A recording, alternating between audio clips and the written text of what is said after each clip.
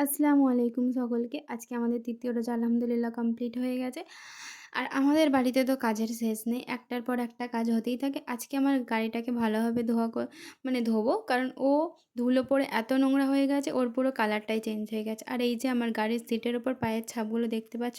এই যে আর্টিস্টটা হচ্ছে কি যে আমার বিল্লুও ছাড়া কেউ হতেই পারে না।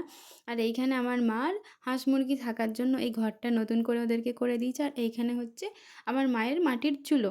মানে উনান যেখানে রান্না হবে। তারপর আমি বারান্দা থেকে গাড়িটাকে নামিয়ে নিই, কারণ ওকে ঘরের সামনেই নামিয়ে ওখানেই ধোবো, মানে মোটরের পানি যেখানে চলছে সেখানেই। আর সত্যি বলতে আমার গাড়িটা অ্যাক্সিডেন্টের পর ভেঙে গেছিলো, তোমরা আমার ভিডিওতে দেখেছো। তো আমি আমার শোরুমকে ফোন করেছিলাম ওখানে।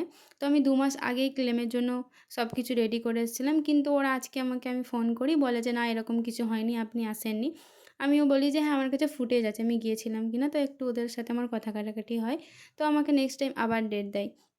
তোমরাই বলো এই রোজা রেখে কি এত দূর পৌঁছে যাওয়া সম্ভব? কিন্তু কিছু করার নেই, আমাকে যেতেই হবে। তারপরে মোটরের পানি নিয়ে আমাদের ফার্স্ট রমজান থেকেই নতুন পানি চলে এসছে বাড়িতে আলহামদুলিল্লাহ। তো তারপরে আমি পানি নিয়ে আমার ভালো করে গাড়িটাকে ধুতে থাকি, যেহেতু অনেক নোংরা হয়ে গেছিলো। মানে বাড়ির সামনে আমাদের ঘরের সামনেই রাখা থাকে, আর ওখানে এত ধুলো ওড়ে রাস্তার, গাড়ি চাপা দেওয়া থাকার পরেও ওর গায়ে এত ধুলো বসে যায়। আর আমার কোম্পানির সেম গাড়ি কার কার আছে অবশ্যই তোমরা কমেন্টে জানাবে। আর আমার ইউটিউব চ্যানেলটাও তোমরা একটু ভিজিট করো, সাবস্ক্রাইব করে দিও, তোমাদের কাছে আমার রিকোয়েস্ট রইল। তোমরা আমাকে ইনস্টাগ্রাম, ফেসবুকে যেভাবে সাপোর্ট করো, আমার ইউটিউবেও সাপোর্ট করো। আমার ভিডিও তোমাদের কেমন লাগলো অবশ্যই জানাবে।